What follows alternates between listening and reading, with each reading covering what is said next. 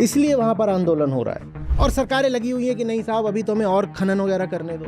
उत्तर प्रदेश, बिहार में, राजस्थान में, दिल्ली में, हरियाणा में 55-60 डिग्री में जी लोगे, ये बता दो तुम्हारे एसी काम करने वाले हैं? एक बार को कल्पना ही करके देखो तुम्हारे एसी का क्या होगा 60 डिग्री में। एसी पिघल गया होगा। वैसे भी घर में नहाने को तो छोड़ दो, पीने को भी पानी नहीं होगा। नन्ही गौरैया का सोचो उसका क्या होगा। पेड़ नहीं और तापमान 55-60, उसका क्या होने वाला है? एक बार को सोचो, उसका दर्द सोचो। ये में नहीं बात समझ में आ रही और किसी सरकार में दम नहीं है कि ये बात खोल के बोले। एक भी तुम्हारी सेलिब्रिटी है जो ये बात कर रही हो तो तुमने उनको सेलिब्रिटी क्यों बना रखा है? एक भी तुम्हारा नेता है जो ये बात कर रहा हो, तुमने उनको नेता क्यों बना रखा है? एक भी मीडिया चैनल है जो ये बात कर रहा हो, नहीं तो तुम उनको देखते क्यों हो? जिस सबसे मुझे अफसोस होता है जिस बात का, जो ये करतूतें कर रहे हैं वो सबसे बाद में मरेंगे। सबसे पहले इंसानों में मरेंगे जो सबसे गरीब हैं। नमस्ते सर, मेरा प्रश्न लद्दाख से है। सोनम वांगचुक जी क्लाइमेट चेंज के ऊपर एक क्लाइमेट फास्ट कर रहे हैं और ये मुद्दा इतना महत्वपूर्ण है जहाँ पर वो इस पृथ्वी के साथ जो भी कुछ हो रहा है उसको लेकर जागरूकता बढ़ाने की कोशिश कर रहे हैं। पर मैं देख रहा हूँ कि उनके सारे एफर्ट्स के बाद भी उन्हें आम आदमी से इतना समर्थन या सपोर्ट नहीं मिल रहा है, तो ऐसा क्यों है? आम आदमी को पहले पता तो होना चाहिए ना कि क्लाइमेट क्राइसिस पूरी है क्या, तब समर्थन देगा ना। वो जो कर रहे हैं सोनम वांगचुक जी, वो तो एक मुद्दे पर कर रहे हैं। उस मुद्दे से जब इस देश के आम आदमी को कोई रिश्ता ही नहीं है तो लोगों की नज़र में ये एक छोटी सी बात है। वैसे भी लद्दाख दूर दराज का इलाका है, आबादी भी वहाँ बहुत कम है। एक छोटे शहर जितनी पूरे लद्दाख के विस्तार की आबादी है। आम आदमी को अगर पता हो कि दुनिया में अगर अभी 800 करोड़ लोग हैं और उसमें से 300 करोड़ लोग हैं वर्तमान में ही जिनको ठीक खाना नहीं मिल पाता है, 240 करोड़ लोग ऐसे हैं जिनको खाना मिल भी पाएगा कुछ निश्चित नहीं होता है। मिल गया तो ठीक है, नहीं मिला तो नहीं। और लगभग 80-90 करोड़ लोग ऐसे हैं जो अनिवार्यतः भूखे सोते हैं। ये बात आम आदमी को पता है क्या? इसका क्लाइमेट से क्या रिश्ता अभी बताऊंगा। 800 करोड़ की दुनिया की आबादी, उसमें से 300 करोड़ लोग ऐसे हैं जिनको खाना मिल तो रहा है पर वो खाना पोषण में कमज़ोर है, ठीक ठाक नहीं है। वो खाना खा करके आप एक स्वस्थ ज़िंदगी नहीं जी सकते। 240 करोड़ लोग ऐसे हैं जिनका पक्का नहीं होता कि उन्हें खाना मिलेगा भी कि नहीं मिलेगा। और 80-90 करोड़ ऐसे हैं जिनका पक्का होता है कि इनको खाना नहीं ही मिलना है। और क्लाइमेट चेंज से जो प्रमुख फसलें हैं सब की सब, गेहूं, चावल, मक्का, ज्वार, बाजरा, ये इनकी ईल्ड में 15 से 25% की कमी आनी है। और ये सारी की सारी कमी जाकर किनके ऊपर टूटेगी? उन्हीं के ऊपर जिनकी परचेजिंग पावर, खरीद पाने की क्षमता सबसे कम है। साधारण डिमांड और सप्लाई का नियम तो जानते हो ना। जब किसी चीज की सप्लाई कम होती है तो उसका प्राइस बढ़ जाता है। जब प्राइस बढ़ेगा तो कौन नहीं खरीद पाएगा? अमीर लोग। जो गरीब है वही नहीं खरीद पाएगा। और जो गरीब है वो वैसा है जो अभी ही खाने को नहीं पा रहा। और जो दुनिया के 80-90 करोड़ लोग हैं ना जो रोज भूखे सोते हैं, इनमें से एक बहुत बड़ा हिस्सा भारत में है।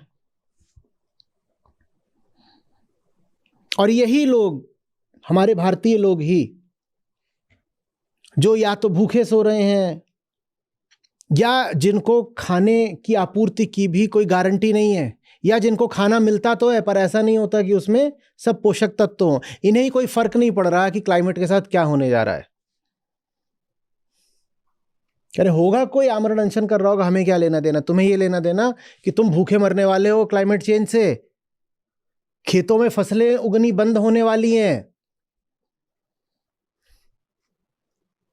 और जिनकी वजह से खेतों में फसलें उगनी बंद होंगी उन्हें फर्क नहीं पड़ेगा, उनके पास बहुत पैसा है। अपनी आमदनी का वो खाने पर 1 या 2% खर्च करते हैं, बस उनके पास इतना पैसा है। वो 2% पहले खाने पे खर्च करते थे, अब 3% खर्च कर लेंगे, उन्हें कोई फर्क नहीं पड़ेगा। खाने पर सबसे ज्यादा अपनी आमदनी के अनुपात में व्यय गरीब आदमी करता है। अमीर आदमी अपनी आमदनी का 1 या 2% खाने पे खर्च करेगा, और गरीब आदमी अपनी आमदनी का 60-70% लगाता है खाने पर। जब खाना महंगा हो जाएगा क्योंकि आपूर्ति कम हो जाएगी, तो इन गरीबों का क्या होने वाला है। हम तो वैसे भी इस बात पर बड़ा फख्र अनुभव करते हैं ना कि भारत में इतने करोड़ लोगों, कितने 80 करोड़ है ना, 80 करोड़ लोगों को मुफ्त खाना दिया जाता है। ये वो लोग हैं जिनके पास खाने के पैसे नहीं हैं। हमारी 2/3 आबादी ऐसी है जिसके पास ठीक से खाने के पैसे नहीं हैं, और क्लाइमेट चेंज की गाज सबसे ज्यादा इन पे गिरने वाली है। लेकिन इनको झुंझुना थमा दिया गया है, तमाम तरह के मनोरंजन दे दिए गए हैं, धार्मिक कलाबाजियां दे दी गई हैं, तो इन्हें फर्क ही नहीं पड़ रहा कि भविष्य इनके लिए कितना भयावह है। और ये भविष्य भयावह किनके कारण होने जा रहा है? उनके कारण होने जा रहा है जिनके पास पहले ही पैसा है, और जो और पैसे की हवस में लद्दाख जैसी जगहों का दोहन करना चाहते हैं। जैसे हसदेव का जानते हो ना, वहां क्यों काटे जा रहे हैं जंगल? इसे थोड़ी जंगल काटे जा रहे हैं कि धूप नहीं आती थी, ठंड बहुत लगती थी, जंगल काट दो धूप आएगा। वहां इसलिए काटा जा रहा है कि नीचे खनिज है, मिनरल्स है, उन्हें निकालना है। वैसे ही लद्दाख में भी कुछ क्षेत्र हैं जो मिनरल रिच हैं, इसीलिए लद्दाख को स्वायत्तता नहीं दी जा रही है। वो कह रहे हैं कि भाई हमें देखने दो, हमारी जगह है, कि हमें इसका क्या करना है। करें नहीं, हम देखेंगे। जो दोहन करेंगे वहां पर जाकर के उन मिनरल्स का, उन्हें कोई फर्क नहीं पड़ेगा, भूखे नहीं मरने वाले। लेकिन जो बेकसूर है, गरीब है, वो भूखा मरने वाला है क्लाइमेट चेंज की वजह से। ये बात हमें नहीं समझ में आ रही है। भाई फसलें एक निश्चित तापमान पर होती हैं, और फसलें एक निश्चित गर्मी पानी के पैटर्न में होती हैं। ये नहीं जानते हो क्या? खड़ी फसल पर पानी पड़ जाए क्या होता है, और जिन दिनों में बीज डलना है और बुआई होनी है उन दिनों में अगर पानी पड़ जाए तो क्या होता है, और पानी न पड़े तो क्या होता है। ये सब नहीं जानते हो क्या? वो पूरा जब वेदर पैटर्न डिसरप्ट हो जाएगा तो कौन सी फसल होने वाली है। 365 में से 314 दिन एक्सट्रीम वेदर इवेंट्स के थे पिछले साल भारत में। 365 में 314 दिन, माने एक भी दिन ऐसा नहीं था जब देश में कहीं ना कहीं कोई एक्सट्रीम वेदर इवेंट ना हुआ हो। एक्सट्रीम वेदर इवेंट क्या होता है? 2 तरीके का होता है। एक होता है टेम्परेचर का, एक होता है प्रेसिपिटेशन का। टेम्परेचर और रेनफॉल, उसमें आप फिर साथ में साइक्लोन वगैरह भी जोड़ सकते हो। या तो गर्मी बहुत ज्यादा है कहीं ना कहीं, या बारिश बहुत ज्यादा है, बहुत कम हो रही है कहीं ना कहीं, या फिर कहीं पर जबरदस्त अंधड़ तूफान चल रहा है। इसमें फसलें होंगी, पर आम आदमी को ये बात समझ में नहीं आ रही है। आम आदमी मनोरंजन में व्यस्त है। आम आदमी के पास दूसरे मुद्दे, अगर चुनाव आ रहा है, इसमें और तमाम तरीके के टीवी में आ रहे मनोरंजन, वो देखने हैं। ये मैंने खाने की बात करी। अभी ये जब हम भूखे लोगों की बात कर रहे हैं, बड़ा एक रोचक, ट्रेजिक लेकिन रोचक आपके सामने आंकड़ा रख रहा हूं। दुनिया में करीब 50-60 करोड़ बच्चे हैं जो कुपोषित हैं। उन 50-60 करोड़ में 10-20 करोड़ ऐसे हैं, या 8-10 करोड़, जिनको वेस्टेड कहते हैं। कुपोषित है उन्हें स्टंटेड वाले बोल देते हैं, और जो उनसे भी गई गुजरी हाथ में उन्हें बोलते हैं वेस्टेड। और जितने वेस्टेड बच्चे हैं दुनिया में, लगभग उतने ही ओबीज और ओवरवेट बच्चे भी हैं। माने एक तबका है जिसके बाद इतना ज्यादा है कि उसके बच्चों की समस्या यह है कि ऐसे मोटे मोटे थुल निकल रहे हैं, और एक बहुत बड़ा तबका है जिसके बच्चों के पास खाने को नहीं है। जिनके खाने को नहीं है उनकी तादाद बढ़ती ही जाएगी, बढ़ती ही जाएगी। ये जिन भूखे लोगों की मैंने बात करी ना, आपको क्या लगता है दुनिया ज्यादा प्रॉस्परस हो रही है, समृद्ध हो रही है? जिन भूखे लोगों की मैंने बात करी, पिछले 5 साल में ही इनकी तादाद में 20 करोड़ की वृद्धि हो गई है। दुनिया में भूखों की संख्या बढ़ती जा रही है, और उसका बहुत बड़ा कारण क्लाइमेट चेंज है। हम भूखे मर रहे हैं, हमारे भाई बहन भूखे मर रहे हैं और उसका कारण क्लाइमेट चेंज है, और हम उसकी बात भी नहीं करना चाहते। ये मैंने अभी खाने की चीजों की बात करी, अब पीने की चीज पर आ जाओ, पानी। दुनिया के 100 शहर हैं जिनमें एक्सट्रीम वाटर स्केर्सिटी होने वाली हो, जो बेंगलोर में भी देख रहे हो ना, हाँ वो चीज। और उनमें से 30 शहर भारत में हैं, और भारत के 30 शहरों में बेंगलोर का नंबर तो टॉप 10 में आता भी नहीं है, या शायद 10वें नंबर पर होगा, देख के बोलना। और हमें होश नहीं है, हम सिर्फ भूखे ही नहीं, प्यासे मरने वाले हैं। और अगर इस बात के लिए कहीं कोई आंदोलन हो रहा है तो हमारे कान पे जूं नहीं रेंग रही है। ठीक बोल रहा हूं? इस लिस्ट में 10वें नंबर पे है, पर इसके अलावा भारत के 30 शहर हैं इसमें। हाँ, मैं इनके नाम लूँ अभी यहाँ पे? हाँ, हाँ। जी कम से कम जो पहले 5 है उनके तो लो। जी, जयपुर, इंदौर, थाने, वडोदरा, श्रीनगर, और इसके अलावा फिर बाकी अन्य राज्यों से भी अलग अलग शहर हैं। हम भूखे और प्यासे दोनों मरने वाले हैं। बस ये है कि जिनके पास पैसा है वो कहेंगे चलो पानी की बोतल 1000 रुपए की भी आ रही तो ले लेते हैं, गरीब क्या करेगा। और भारत देश तो अभी भी गरीबों का ही है। फिर याद करिए कि 80 करोड़ लोगों को मुफ्त खाना दिया जा रहा है, माने सब गरीब हैं। इनका होने क्या वाला है हमें कुछ नहीं समझ में आ रहा, हमारा क्या होने वाला है। हमें तरह तरह के नशे दे दिए गए हैं और उनमें धुतते हैं हम। क्लाइमेट चेंज के इतने तरह के उपद्रव हैं, ऐसे ऐसे परिणाम हैं, मुझे समझ में नहीं आता मैं कौन सा छोर पकड़ूं, कहां से बात शुरू करूं, किधर को ले जाऊं।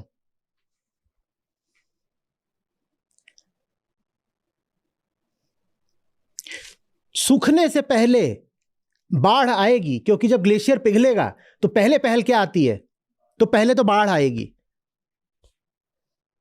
पहले बाढ़ आएगी, फिर एकदम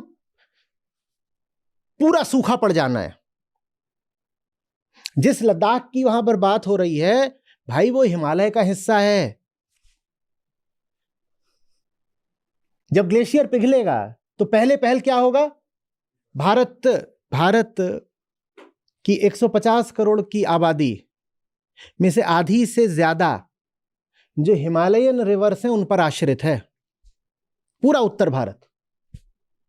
और ज्यादातर उत्तर भारत की नदियां हिमालय से ही अपना पानी पाती हैं। जब इतनी तेजी से ग्लेशियर पिघलेगा तो बाढ़ आएगी, और उसके बाद कुछ नहीं। अपनी नदियां देखने को तरस जाओगे, नदियां नहीं है। और ये बहुत आगे की हम बात नहीं कर रहे हैं, ये बात हम अभी की कर रहे हैं। ये सब कुछ अगले कुछ सालों में, कुछ दशकों में होने जा रहा है। लद्दाख में ग्लेशियर्स के पिघलने के कारण जो वहां के की झीलें हैं और तालाब हैं वो खतरनाक स्तर तक भर गए हैं। जब उतना भर जाते हैं तो फटते हैं, और जब फटते हैं तो निचले इलाकों में बाढ़ आती है। वैसे ही कुछ हुआ था कुछ साल पहले, कितने साल पहले आप देख लीजिएगा, कि वहां पर एक भारी झील भर गई थी। तो इन्होंने, सोनम वांगचुक ने कहा कि एक दूसरे तरीके से इसमें साइफनिंग कर देते हैं पानी की। सरकार मानी नहीं, सरकार ने उसमें ब्लास्ट कर दिया, नीचे खूब तबाही आई, फसलें उड़ गईं, पुल उड़ गए, जान माल हर तरह की तबाही हुई। फिर बाद में सिक्किम में ही वैसी स्थिति आई तो इनको बुलाया गया, उनको कहा गया कि आप जिस साइफनिंग की बात कर रहे हो कर दीजिए ताकि जल स्तर थोड़ा कम हो जाए तो बच जाएं हम। बात समझो, आप नहीं समझ सकते कि कितनी बर्फ जमा है ये हिमनदों में। इन्हें हिमनद बोलते हैं कि एक नदी में कुल जितना पानी हो सकता है उतना पानी एक ग्लेशियर में है, हिमनद। और वो पानी जब पिघलेगा तो क्या होगा, कैसी तबाही आएगी, और पिघल रहा है। और उसके पिघलने से मैं आपसे पहले भी बता चुका हूं कि एक बहुत गंदा फीडबैक साइकिल शुरू होता है। बर्फ का रंग सफेद होता है, बर्फ पर जब धूप पड़ती है तो बर्फ उसको वापस रिफ्लेक्ट कर देती है। लेकिन जैसे जैसे बर्फ पिघलती जाती है, और बहुत तेजी से पिघल चुकी है, पिघल रही नहीं है, पिघल चुकी है, वैसे वैसे बर्फ के नीचे की जो मिट्टी और चट्टाने हैं वो एक्सपोज होते जाते हैं और वो सूरज की रोशनी को सोखते हैं। बर्फ नहीं सोखती, वो सोखते हैं। जब वो सोखते हैं तो गर्म होते हैं, वो गर्म होते हैं तो बर्फ और पिघलती है। जब बर्फ और पिघलती है तो रॉक्स और ज़्यादा एक्सपोज होती हैं। जब रॉक्स और ज़्यादा एक्सपोज होती हैं तो वो और ज़्यादा सनलाइट एब्जॉर्ब करती हैं। जब वो और ज़्यादा सनलाइट एब्जॉर्ब करती है, बर्फ और पिघलती है, बर्फ और पिघलती है तो और ज़्यादा रॉक्स एक्सपोज होती हैं। ये एक ऐसे निगेटिव फीडबैक साइकिल चलता जाता है। और वही जो पानी है जो पिघल रहा है, जब उस पर धूप पड़ती जाती है और तापमान बढ़ता जाता है तो पानी क्या बन जाता है? भाप, वाटर वेपर, H2O। और H2O अपने आप में ग्रीन हाउस गैस होती है। ग्रीन हाउस गैस कोई सिर्फ कार्बन डाइऑक्साइड थोड़ी ही होती है। कार्बन डाइऑक्साइड से कहीं ज्यादा बड़ी ग्रीन हाउस गैस मीथेन है। N2O, H2O, ये सब ग्रीन हाउस गैसेस हैं।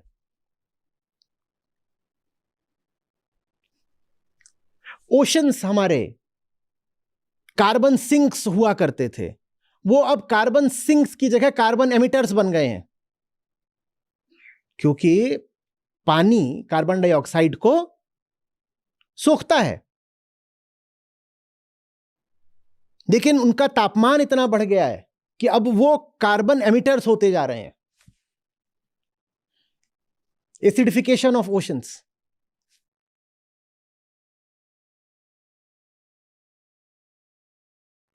बात कुछ कुछ समझ में आ रही है? पानी का जल स्तर, अब ये जो पिघलेगा पानी, जो ये बड़े बड़े ग्लेशियर है, ग्लेशियर सिर्फ लद्दाख में नहीं है, हम आर्कटिक की, अंटार्कटिक की भी तो बात करेंगे। वहां से जो पिघलता है पानी, वो जाता है समुद्रों में, और उससे समुद्रों का जल स्तर क्या हो रहा है? बढ़ता जा रहा है, बढ़ता जा रहा है, बढ़ता जा रहा है। आपको क्या लग रहा है, हमारे बंबई जैसे शहर बचने वाले हैं क्या? जितने हमारे तटीय शहर हैं, चेन्नई, मुंबई, इन सब की जनसंख्याएं बहुत बहुत खतरे में आ चुकी हैं, और वो खतरा कहीं से टल नहीं रहा है। 2015 में पेरिस में बड़ा समझौता हुआ था, और 2015 के बाद से ग्रीन हाउस गैसेस का उत्सर्जन घटने की जगह और बढ़ गया है।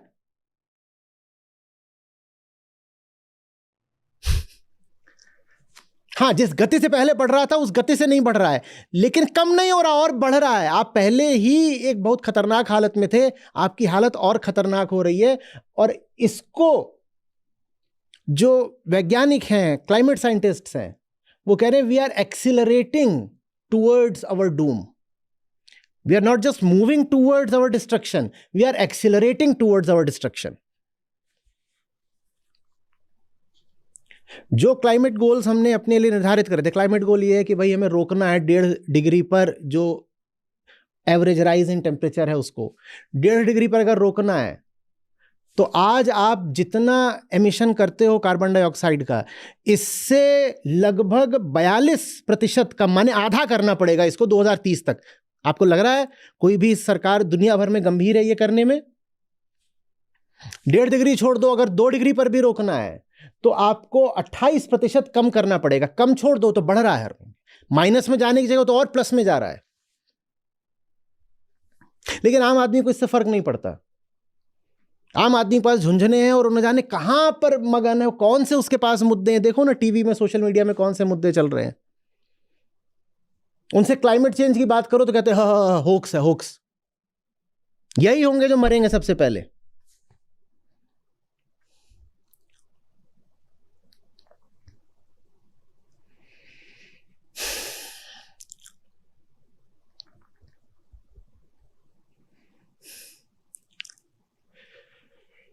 पिछले 40 सालों में हम अपनी आधी से ज्यादा वाइल्ड लाइफ खत्म कर चुके हैं। क्यों?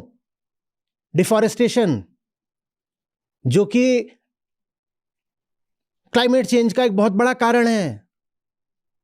आप ये समझ पा रहे हो? पृथ्वी पर जीव जंतुओं की जितनी प्रजातियां हैं, उनमें से आधी से ज्यादा हमने सिर्फ पिछले 40 साल में खत्म कर दी, हमेशा के लिए। वो अब कभी लौट के नहीं आएंगे। और खत्म करने की दर हर साल के साथ बढ़ती जा रही है।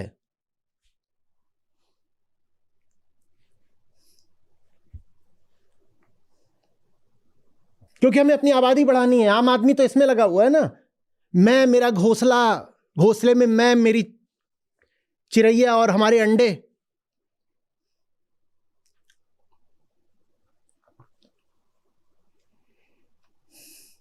इस पूरी चीज का सबसे बड़ा कारण है जनसंख्या। एकमात्र कारण आप कह सकते हो जनसंख्या है। बाकी आप रिसाइकलिंग और प्लास्टिक और इस तरह के झुंझुने बजाते रहो, उससे कुछ नहीं होगा। मैं आपको वो दिखा चुका हूं कि इस तरह के झुंझुने जो आप बचाते हो ना और बोलते हो मैं क्लाइमेट चेंज रोकने के लिए ये सब कर रहा हूं, क्या कर रहा हूं कि मैं 1 किलोमीटर गाड़ी कम चलाता हूं और मैं घर में इस तरह के बल्ब लगाता हूं और मैं प्लास्टिक का कम इस्तेमाल करता हूं। इन सब कामों को मिला करके भी 5% फर्क नहीं पड़ना, 95% फर्क पड़ना है आबादी से। आबादी नहीं कम होगी तो इस महाविनाश को आप नहीं रोक सकते हो।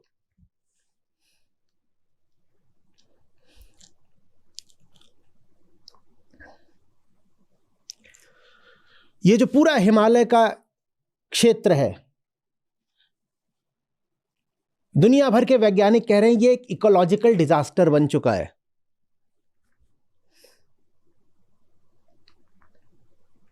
इसलिए वहां पर आंदोलन हो रहा है।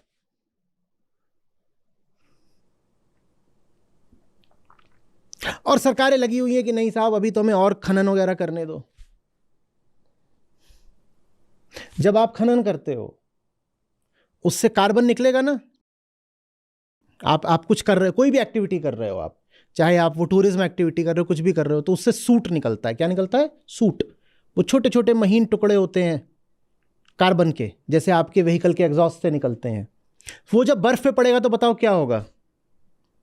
वो जो सूट है, अरे जला हुआ ईंधन, धुआं, वो जब बर्फ पे पड़ेगा धुआं तो क्या होगा? बर्फ कैसी हो जाएगी? बर्फ काली होते ही क्या करेगी? हीट एब्जॉर्ब करेगी। हीट एब्जॉर्ब करते ही वो पूरी पिघल जानी है। ये हो रहा है लद्दाख में। लद्दाख का बहुत फ्रेजाइल, बहुत कह लो कमजोर एक और अब नाजुक इकोसिस्टम है। वो नहीं बर्दाश्त कर रहा है ये जो चल रहा है। हम महाविनाश की कगार पर खड़े हुए हैं, लोगों को होश नहीं आ रहा। लोग किस में मगन हैं कि हमें तो जीडीपी चाहिए, जीडीपी, क्योंकि विकास माने जीडीपी होता है। इस साल में ही, अब भविष्य की नहीं वर्तमान की बात, इस साल में ही भारत के जीडीपी को 10% की चोट पड़ी है मात्र क्लाइमेट चेंज के कारण। और आगामी वर्षों और दशकों में ये चोट 30 से 40% की हो जानी है। अब गिन लो कि कितने ट्रिलियन डॉलर का नुकसान हो गया। इससे जो आपकी व्यवस्था पे, शरीर पे और सेहत पे असर पड़ना है, मैं क्या बताऊं। 2 डिग्री औसत बढ़ोतरी की बात हो रही है तापमान की, 2 डिग्री औसत। और वो औसत बढ़ोतरी माने ये नहीं होगा कि दिन में और रात में सब में 2 डिग्री बढ़ जाना है। वो जो ज़्यादातर तापमान बढ़ेगा वो दिन में बढ़ेगा, रात में लगभग उतना ही रहना है, थोड़ा सा बढ़ेगा। इसका मतलब दिन में बढ़ेगा 4 डिग्री, और जिस दिन एक्सट्रीम वेदर इवेंट होगा उस दिन बढ़ेगा 8 डिग्री। उत्तर प्रदेश, बिहार में, राजस्थान में, दिल्ली में, हरियाणा में 55-60 डिग्री में जी लोगे। ये बता दो तुम्हारे एसी काम करने वाले हैं? एक बार को कल्पना ही करके देखो तुम्हारे एसी का क्या होगा 60 डिग्री में। एसी पिघल गया होगा। ये जो स्प्लिट एसी होते हैं उनकी जो यूनिट ऊपर रखी होती है, ऊपर जाके देखोगे तो उसमें से धुआं निकल रहा होगा, वो तार वार सब पिघले पड़े होंगे और ऊपर जा ही नहीं पाओगे। दोपहर में 12-1 बजे देखने भी नहीं जा पाओगे ऊपर कि एसी काम क्यों नहीं कर रहा है। ऊपर जा रहे होगे, सीढ़ियों पे लड़खड़ा के गिर जाओगे। वैसे भी घर में नहाने को तो छोड़ दो, पीने को भी पानी नहीं होगा।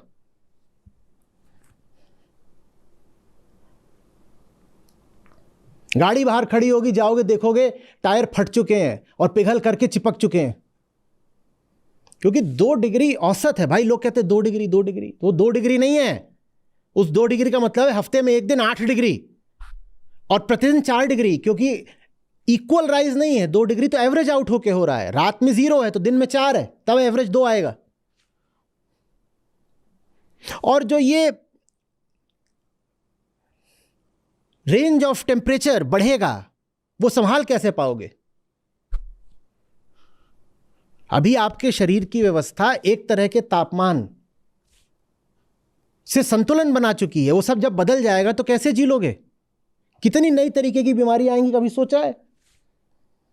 कोविड जैसी हजारों बीमारियां उछल करके आने वाली हैं, क्योंकि वो सब वायरस बर्फ के नीचे हजारों लाखों करोड़ों साल से दबे पड़े हैं, डॉर्मेंट हैं। जब वो बर्फ पिघलेगी तो वो सारे वायरस बाहर आ जाने हैं। वायरस ऐसी चीज नहीं होती जिसकी कोई उम्र होती है। वायरस लगभग एक केमिकल की तरह होता है। केमिकल कोई उम्र होती है क्या? वायरस को लिविंग नॉन लिविंग दोनों माना जाता है क्योंकि वो केमिकल की तरह होता है। वो करोड़ों सालों तक बर्फ के नीचे पड़ा रह सकता है और जैसे ही बर्फ पिघलेगी वो बाहर आ जाएगा। जैसे कोरोना वायरस बाहर आ गया था उन गुफाओं से, उन चमगादड़ों से। एक कोरोना वायरस ने पूरी दुनिया हिला दी। ऐसे लाखों वायरस हैं जो बाहर आने को तैयार बैठे हुए हैं, लेकिन आम आदमी को कोई फर्क नहीं पड़ रहा है।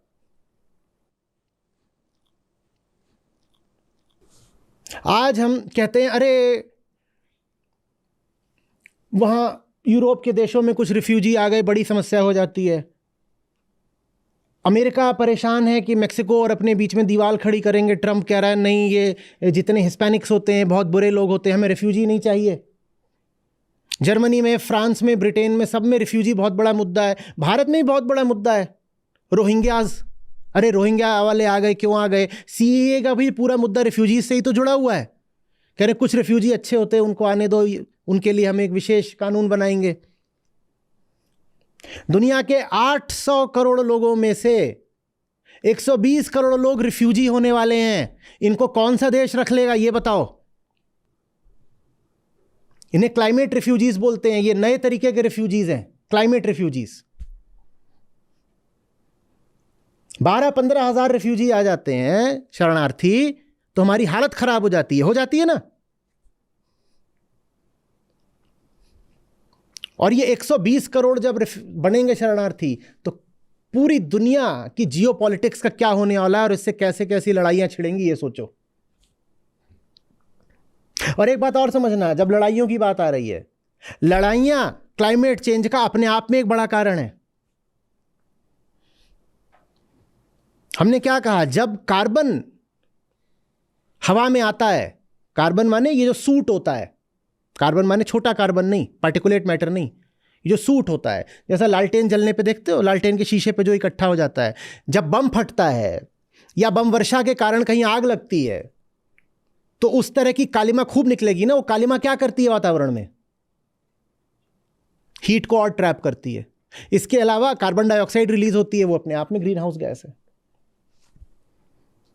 तो युद्ध अपने आप में क्लाइमेट चेंज को कंट्रीब्यूट करता है और क्लाइमेट चेंज के कारण युद्ध और जबरदस्त तरीके से न छिड़े ये हो नहीं सकता। सामरिक विश्लेषकों का कहना है कि बहुत संभव है कि अगले विश्व युद्ध का कारण क्लाइमेट चेंज ही हो और अगला विश्व युद्ध बहुत दूर ना हो, बस कुछ सालों या कुछ दशकों की दूरी पे खड़ा हो। कहते भी है ना कि साहब जमीन पीछे छूट गई और ऑयल भी पीछे छूट गया, अगला विश्व युद्ध पानी के लिए होगा। पहले दोनों विश्व युद्ध हुए थे कॉलोनीज के लिए, जमीन चाहिए, कॉलोनीज। फिर अभी अतीत की जो बड़ी लड़ाइयां हैं पिछले 50 साल की, वो ज्यादातर हुई हैं तेल के लिए। आने वाली लड़ाई होगी सिर्फ और सिर्फ पानी के लिए। हम प्यासे मरने वाले हैं। और ये हम तब बात कर रहे हैं जब हम इस पृथ्वी की सबसे सबल प्रजाति हैं। नन्ही गौरैया का सोचो, उसका क्या होगा? पेड़ नहीं और तापमान 55-60, उसका क्या होने वाला है? एक बार को सोचो, उसका दर्द सोचो। पक्षियों का दर्द सोचो। पेड़ सारे काट दिए और तापमान कर दिया 55-60, क्या होगा उनका? और जब हम बात कर रहे थे ना कि प्रजातियां विलुप्त हुई हैं, उनमें सबसे ज्यादा जो प्रजातियां विलुप्त हुई हैं वो है जो फ्रेश वाटर इकोलॉजी की होती हैं।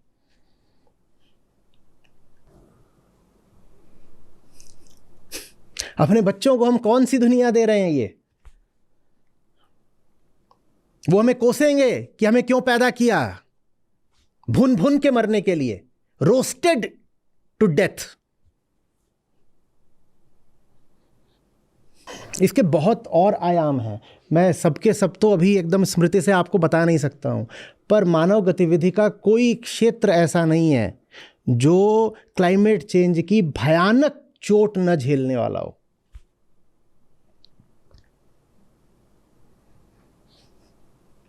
आप बताओ ये बेचारे जो दिहाड़ी मजदूर होते हैं इनका क्या होगा? ये कैसे दिन में काम करेंगे? और कंस्ट्रक्शन एक्टिविटी तो सब दिन में ही होती है। किस तरह की हीट वेव्स चलेंगी, लू कैसी हो जानी है, कुछ समझ पा रहे हो?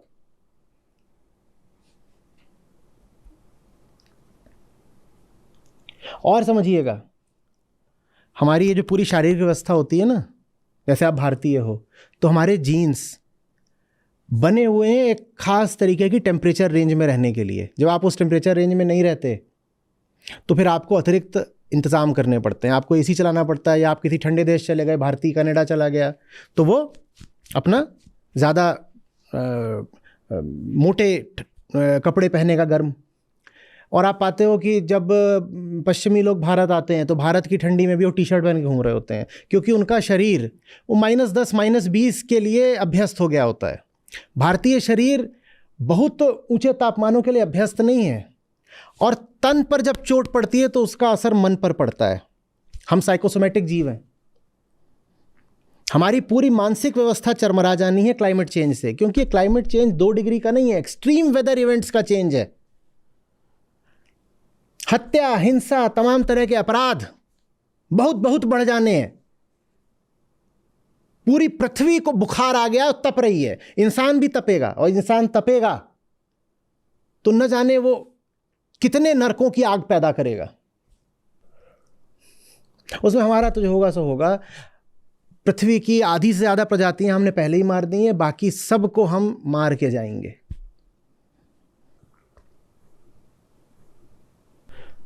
कोई मुद्दा है जो मुझसे छूट रहा है प्रमुख?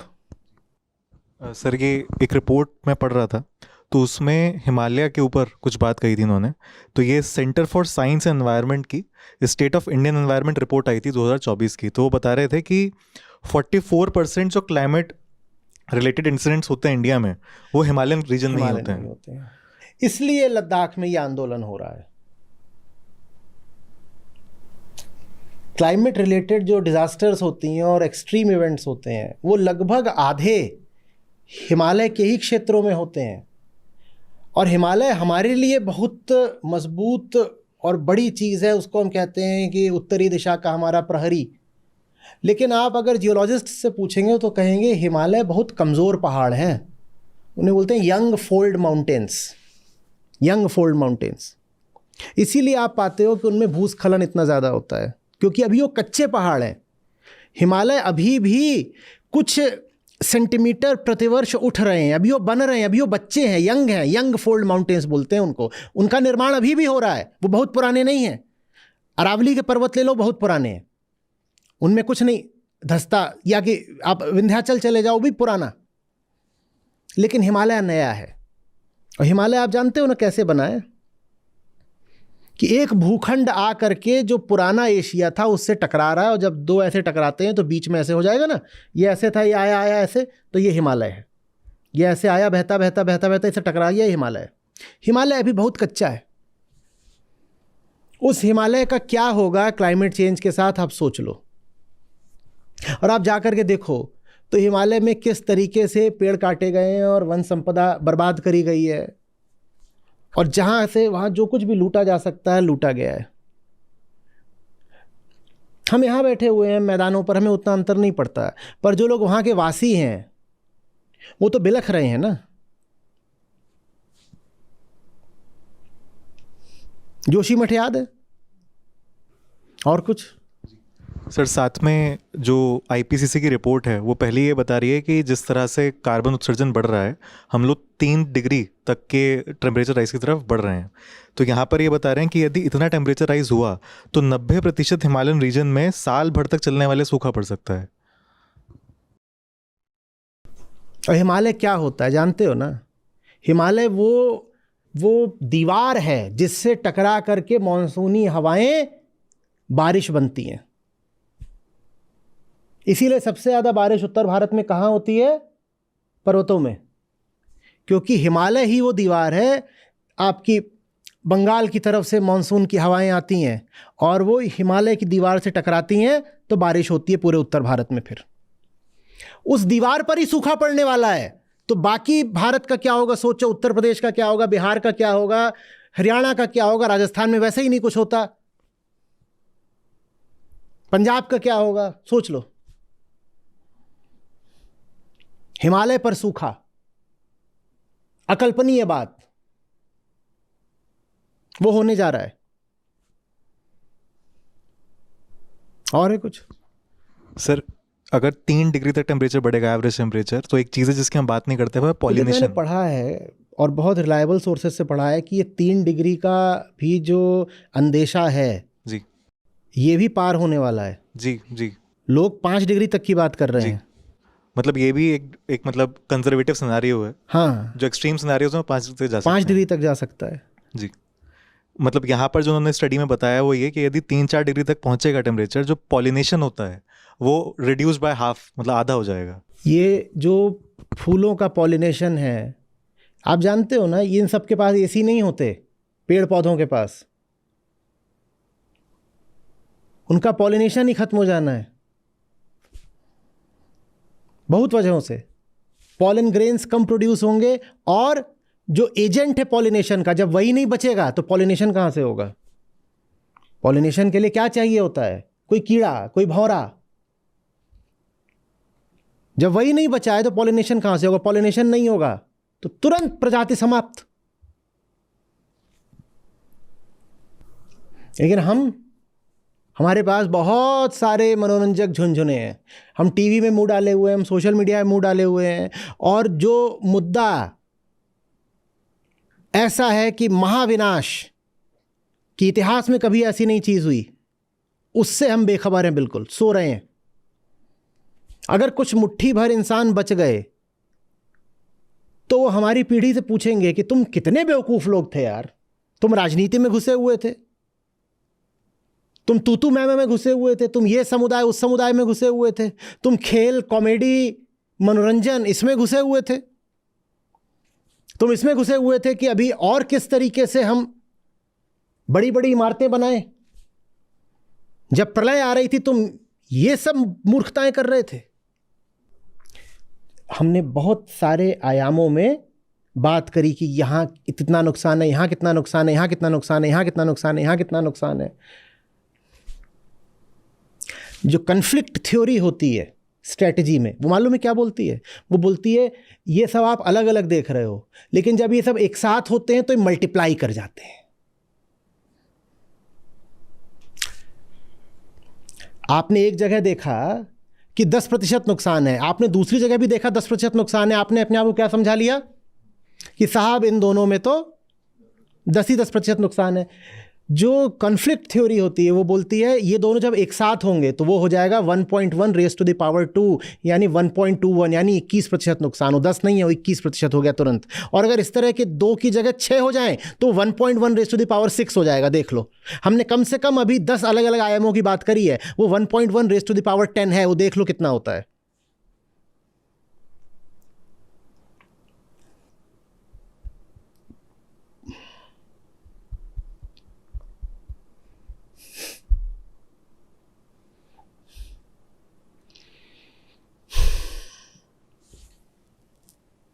किसी में दम नहीं है कि खुल के बोल सके कि इस पूरी चीज का एक कारण है जनसंख्या।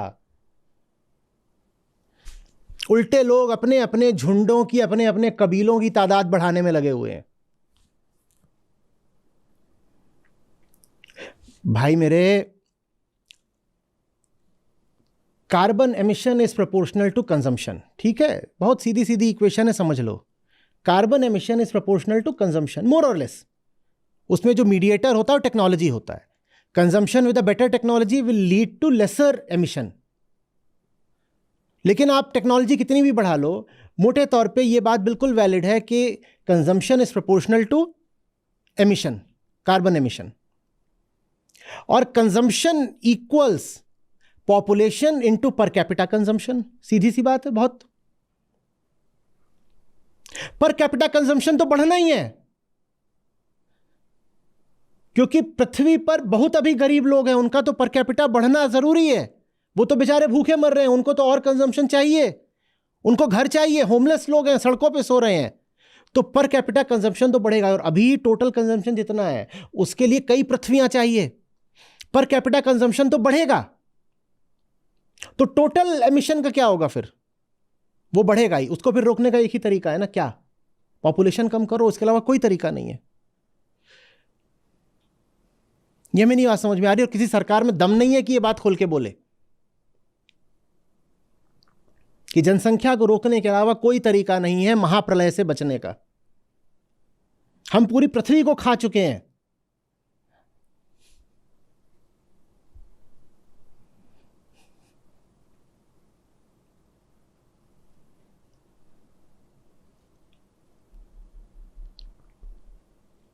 और है कुछ?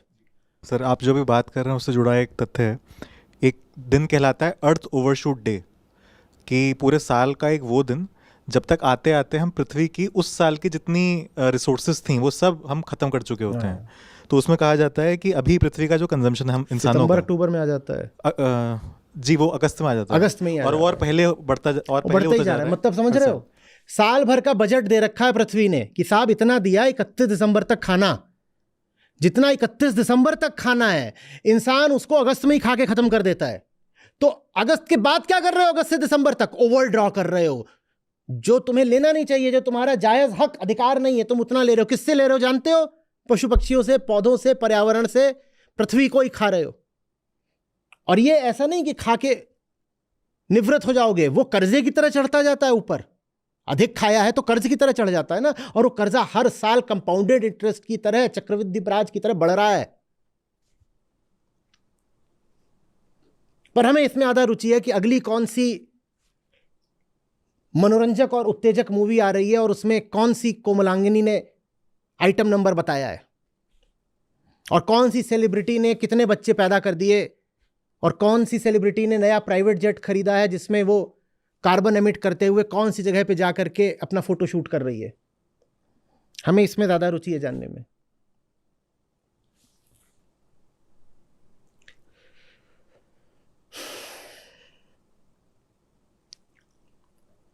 एक भी तुम्हारी सेलिब्रिटी है जो ये बात कर रही हो, तो तुमने उनको सेलिब्रिटी क्यों बना रखा है? एक भी तुम्हारा नेता है जो ये बात कर रहा हो, तुमने उनको नेता क्यों बना रखा है? एक भी मीडिया चैनल है जो ये बात कर रहा हो, नहीं तो तुम उनको देखते क्यों हो?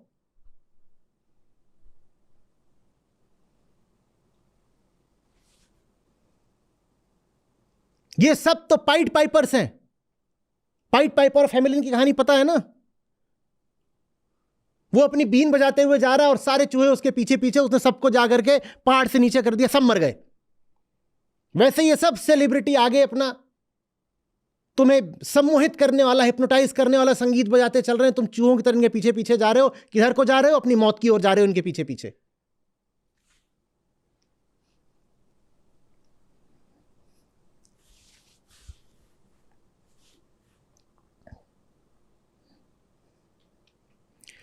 जिस सबसे मुझे अफसोस होता है जिस बात का, जो ये करतूते कर रहे हैं वो सबसे बाद में मरेंगे।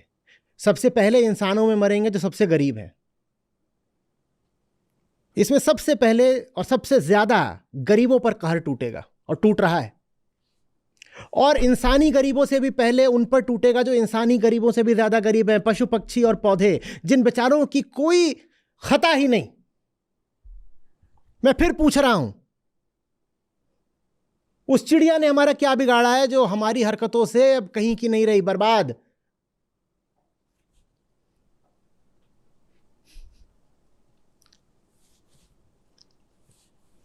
पर हमारे पास हमारी कामनाएं हैं, हमारे अरमान हैं जो हमें पूरे करने हैं। किसी भी हालत में मुझे तो अपने अरमान पूरे करने हैं।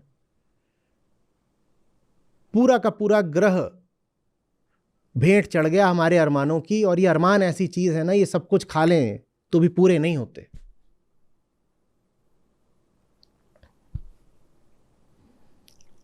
और कुछ?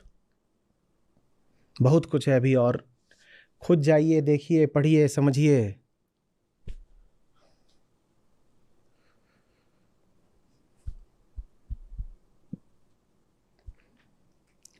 अगर इतिहास लिखने के लिए कोई बचा रहा ना, तो इतिहास जवाब मांगेगा।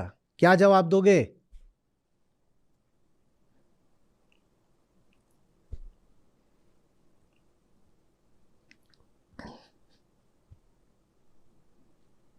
आपको नमस्ते, आचार्य जी को प्रणाम, संस्था के सभी सदस्यों का धन्यवाद, सत्र में जुड़े हुए सभी प्रतिभागियों को शुभकामनाएं। मेरा नाम महेंद्र है, मैं लखनऊ उत्तर प्रदेश से हूँ और मैं क्या करता हूँ ये थोड़ा बताना मुश्किल है। करीब एमबीए करने के बाद 18 साल में भारत के जितनी भी बड़ी अग्रणी कारपोरेट कंपनियां हैं उसमें कार्य करने का अवसर मिला। 10 साल से करीब मैंने अपना व्यवसाय किया और जीवन बहुत सफलतापूर्वक आगे बढ़ा। संसार की जो भी मुख्य प्राप्तियां होती हैं, कह सकते हैं किसी भी युवा का एक सपना होता है जिंदगी में, पद प्रतिष्ठा पैसा, जीवन में सारी आवश्यकता, रुपया पैसा, गाड़ी घोड़ा, घर मकान, विदेश यात्रा, ये सारी पूर्ति करने के बाद एक अंदर से सब कुछ मिलने के बाद भी खालीपन रहता था। तो अभी ये है कि चारों सत्रों से जुड़ा हुआ हूँ और 2 साल से करीब जो आचार्य जी की शिक्षाओं को ले रहा हूँ, उससे जो एक अमूलचूल परिवर्तन जीवन में हो रहा है, जो भारत की स्थिति थी या पूरे संसार की स्थिति है, या जो बड़ा चिंता का विषय था समाज का, जैसे नैतिक पतन हो चुका था, बड़ी देख की कुंठा होती थी। हम लोग कारपोरेट में थे, सूर्यास्त के बाद मैं देखता था सारे युवाओं की हालत की शब मांस और मदिरा की तरफ जो है वो 100 में से 99% आदमी ऑफिस से निकलने के बाद मांस और मदिरा की तरफ आकर्षित हो रहा है। तो ये समझ नहीं आ रहा था कि ये कैसे होगा, इस दुनिया का क्या हाल होगा, परिवर्तन कैसे आएगा, कैसे कौन करेगा। लेकिन जब आचार्य जी के सानिध्य में आए, जब सत्य को करीब से देखा और आचार्य जी का संघर्ष देखा, तो मुझे लगा एक नई उम्मीद जगी, एक नई आशा जगी और ऐसा लगा कि शायद अब कुछ संभव है।